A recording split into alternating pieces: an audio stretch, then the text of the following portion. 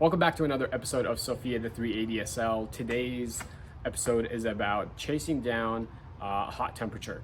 My temperature gauge is around 100, sometimes it'll be down to 90, sometimes it'll be 105. It's kind of bouncing all over the place. Sometimes it's actually literally bouncing, so you'll be at 105, then all of a sudden it'll be like 95. I heard that's a grounding issue. So I'm not really too sure what the temperature is, but it continuously it'll go up to 80, 85, 90, and then after that it'll kind of start fluctuating at a certain point. And it kind of does that with the fuel gauge as well, so I need to go back there and ground it at some point. In the meantime, with the coolant system, what I've done so far is you've seen me change the coolant here on this channel. That was pretty dirty. That didn't seem to help, but I'm glad I did it anyway. I took my car into the mechanic because you saw me break a bolt there on the thermostat, so I decided just go ahead and change the thermostat. I went ahead and changed the water pump as well because it was leaking a little bit. I decided just to drop that off of the mechanic and just have them deal with it because some of those bolts were getting pretty rusty and I didn't want to snap it here in the garage. That was about 600 bucks. So where I'm at now is watch a couple of videos on these fan clutches, and then they say like if you don't have enough oil in the fan clutch, then it could run a little hot, 5-10 degrees, and that'll be great if I could drop it 5 or 10 degrees. That'd be pretty awesome. So I went ahead and bought this Super Lube. You can see it, there you go, Super Lube. This is a Super Lube silicone oil 5000 CST, and we're gonna try to remove the fan clutch, and then we're gonna go ahead and fill it, see how much of it it'll take. This is 4 ounces, 118 ml. We'll see how much I can put down there. If you want to go back and watch, I'll link Pierre's video. He went in and talks about how you do it. I'm going to show you here, just me doing it myself, and see how it goes. So let's get take a look. One thing before we take off this fan clutch is do the most unofficial test ever, and that's just spinning the fan to see how far it's going to spin. So let's go here, and I'll just kind of let it go where it matches up. And it's going about, I don't know, 1/8 of a turn, not quite a quarter. Let's try that again. That time was a little bit more. It's getting to like about the radiator hose.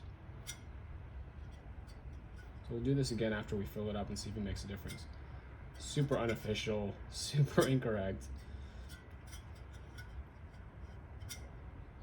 About the radiator hose, a little bit past the radiator hose is where we're ending. First thing I'm going to do is go ahead and remove it. You've seen me do this when I did the belt. So there's only 4 bolts that are holding this fan and fan clutch here. This is a 10 millimeter, just the 4 bolts. I'm going to go ahead and unloosen them and pull this thing out. Should be pretty straightforward. All right, so I got the fan out. Here it is. Let me zoom out a little bit. Here it is. Now check this out. There's a little crack on the fan. It can be good. Probably need to replace the fan at some point. It's actually a pretty deep crack, goes all the way through. But if you could tell on here, I can actually just turn this pretty easily, which I didn't think it was supposed to be that easy. It's an easy turn.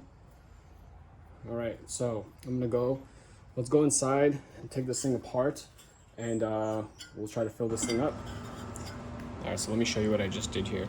So I slid this metal piece over, and that exposes, move that to the side, that exposes this little pin right here. This is a little tiny pin. Make sure you don't lose that.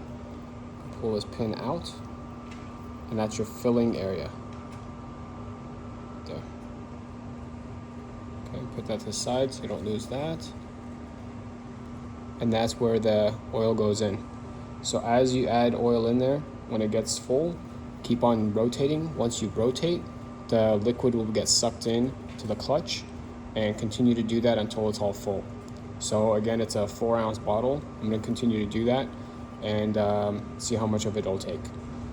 All right, not gonna lie, this is a huge pain in the ass. You need to have a lot of patience to do this. So what I've been using is a bicycle pump because it has a couple holes in it, right? So I can get the fluid out of there. And then I've been using these 2 syringes that I've had in order to, one is full of fluid, this one here, that I've been putting into the bicycle pump in order to get the fluid in there. And the second one I've been using just for air purposes, just to push air into it. And then every once in a while, I'll put the pin back in and I'll spin it around. So that way all that silly oil will suck in back into the clutch. I've been doing that over and over and over again, and it's a huge pain in the ass. But I could tell that my fan clutch actually is getting a little harder to turn, so that's good. So I'm gonna continue doing it. I haven't gone very far, but apparently you need like 2 hours or something to do this. So make sure you have you packed your patience and you're willing to do this, because this is really tedious, really boring, and you get this oily stuff all over the place. So good luck. I'll continue going on.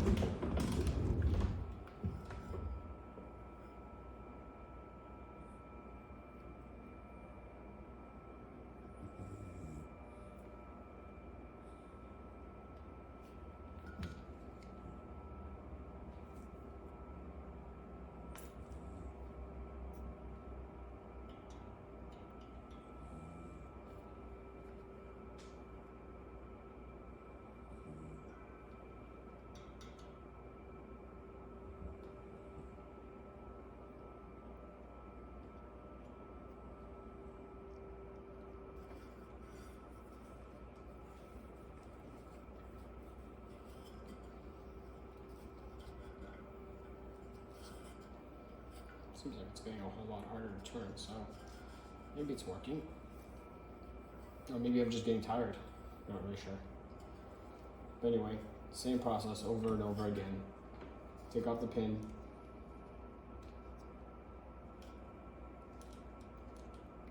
Super. Stuff's like working with honey, super thick. Take that off. Put the needle in. Repeat over and over.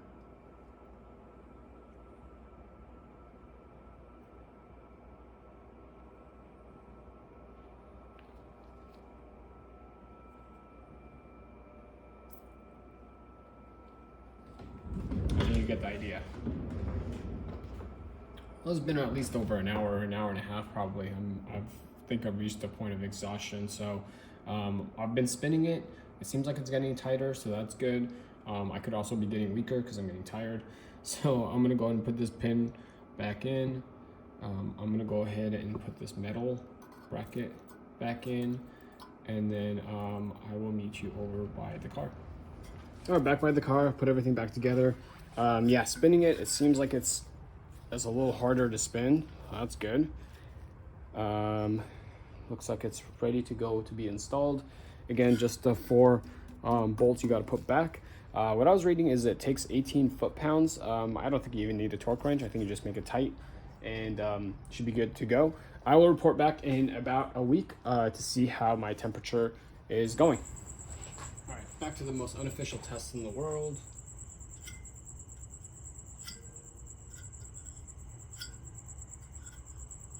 I don't know. I feel like it's not making it to the radiator hose quite as much.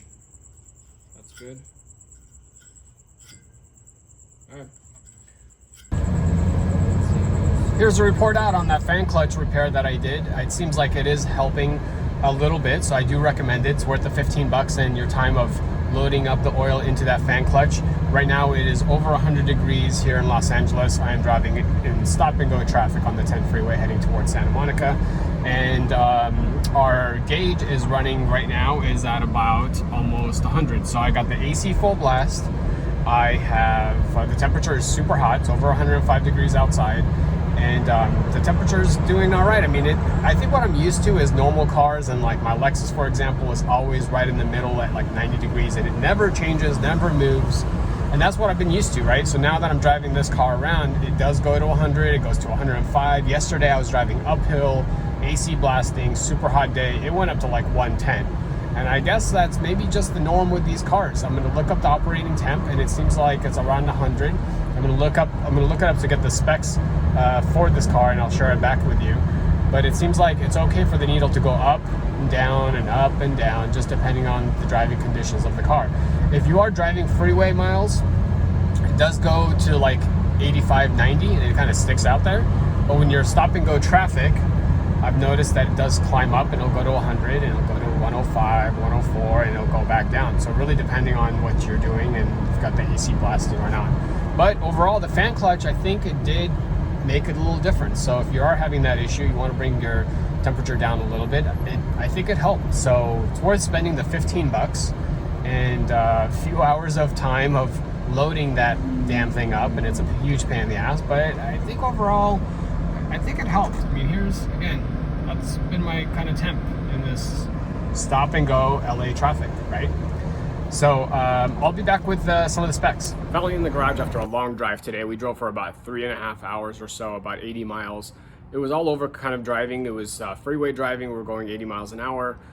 We went all the way to the beach, drove there. It was about 80 degrees there. The rest of the drive was about 105. We're in the middle of a heat wave, but pretty much freeway driving. We were in bumper to bumper traffic. We went through the coastline. We went through the mountains. Kept an eye on that temperature gauge the entire time. Most of it was between 90 to 100. A few times it went up to like 105, and I think that's when I start to feel uncomfortable. It's 105. I looked at the operating temperature of the car in the manual. I couldn't really find anything. It just said like, don't let it get to like the red area, which is like about time for like your coolant to start boiling. So I guess I'm good with that. I guess I'm good with it being around 100. I'm just gonna keep an eye on it. I'm not really sure. Maybe you want to check with your mechanic. If you have more information, if you can comment below, that'd be great. But again, just to recap, change the thermostat, change the coolant, change the water pump. We did the fan clutch. I just did that now. I think it did make somewhat of a difference. The $15 is just good to do. And then if there's anything else, let me know. No, I'll catch you on the next one. Thanks for watching. Bye.